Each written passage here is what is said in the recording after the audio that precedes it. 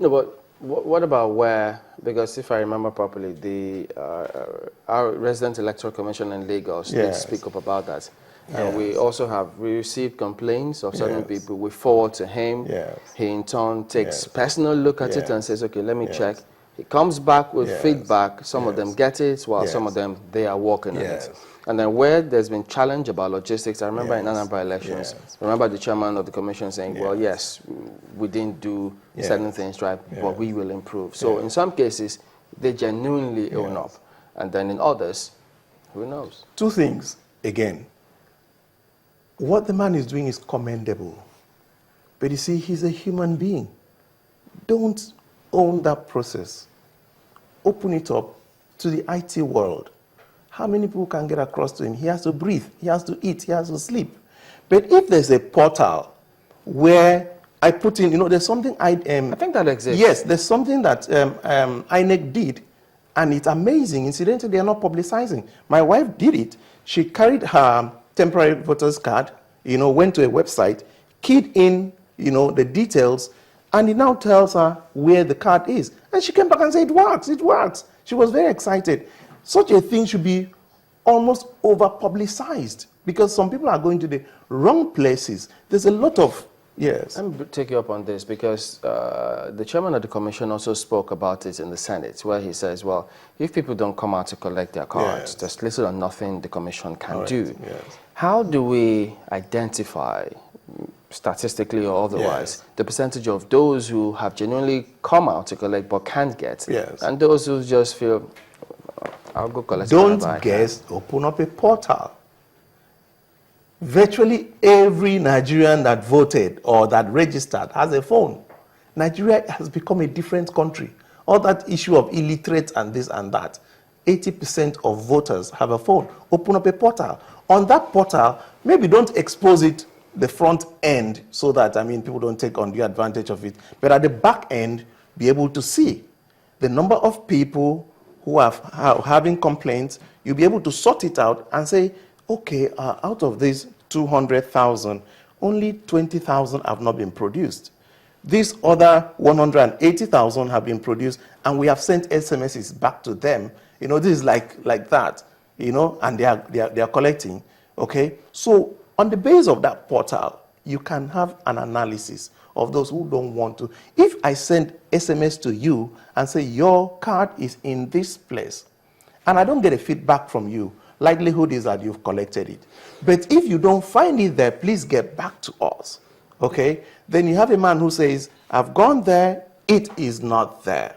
You can now call that center and verify that it's not there. It's something that technology can help you to resolve. In a room of a few people, many things can go on. But if we keep putting personal calls to the resident electoral commissioner, as much as he means well, he's limited because he's a human being.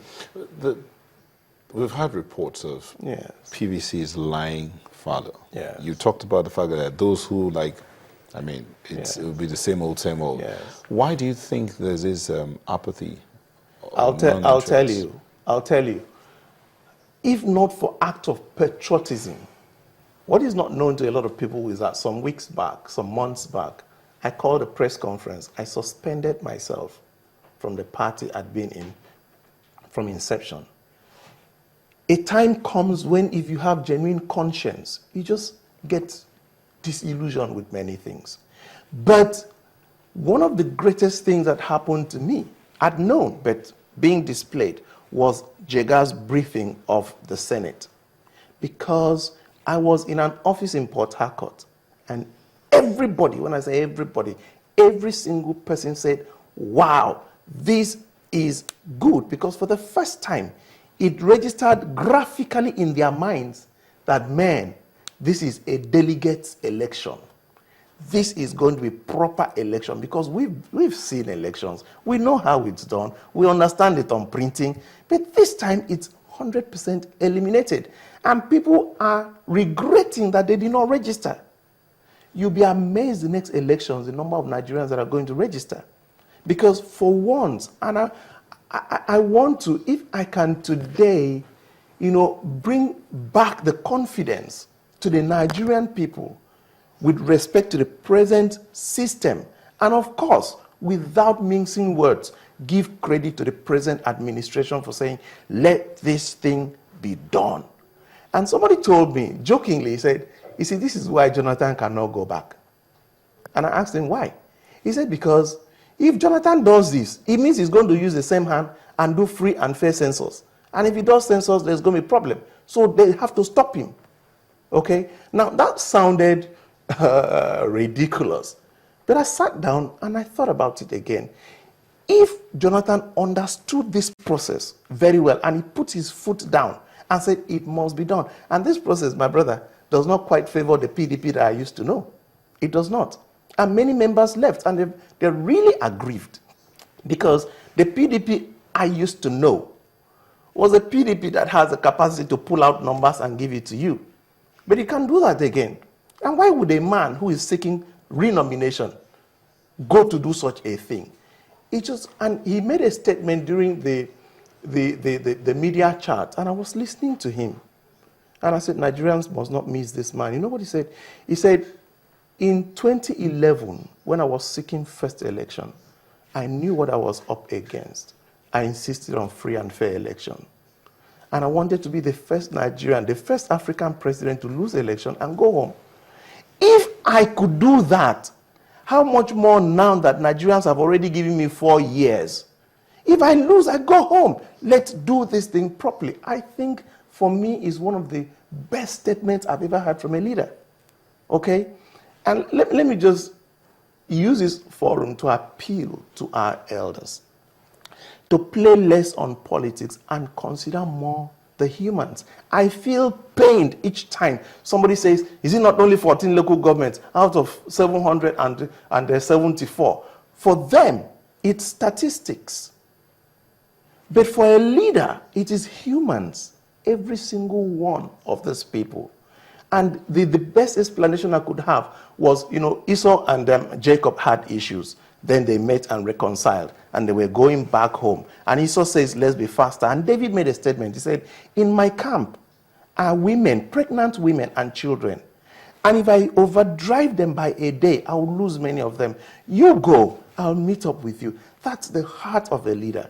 And I think that today, every Nigerian should pray for the liberation of the 14 local governments so that human beings can leave the forest, leave the shacks, and go back to their homes. What was the impression when he said, and the subsequent day headlines had it that, well, he can't speak for the security chiefs about whether or not the election date is sacrosanct? These are just very simple statements that people want to make silly capital gains out of.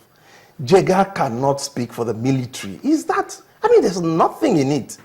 He said, look, within my hold, I am going to do everything humanly practical to close up the loop ends. There were loopholes. There were a lot of loopholes. And he admitted, he said, this postponement is a blessing in disguise. He repeated that several times because he saw that, if I'd had it on the 14th of February, it wouldn't have been this good. So now he's able to do things. And then, turns around and say, this is my part. I'm going to do my part, and trust me, before that day, I'll be ready. There's a second part that is not within my hold, within my capacity, within my territory, which is simple fact. What should Nigerians do? Look at the headlines today.